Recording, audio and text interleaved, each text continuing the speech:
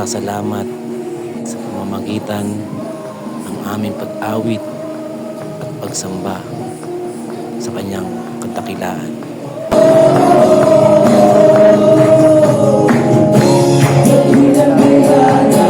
Ito ang aking papurit pagsamba dahil sa kanyang pag-ibig na ibinigay sa akin.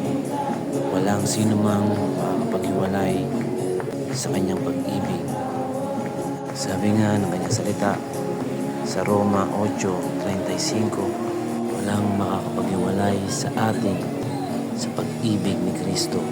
Kahit dumanas pa tayo ng mga pagsubok, paghihirap, pag-uusig, gutom, kawalan, panganib, o maging kamatayan man.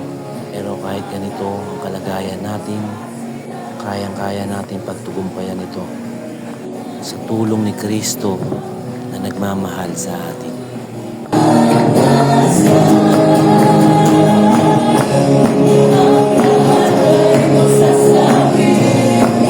Sa bawat pag-awit at pagpatak ng aking luha ay ito isang tanda ng kanyang pag-ibig na aking naramdaman, sapagkat ang Diyos na siyang umiibig sa akin ay kailanman ay hindi ako pinabayaan.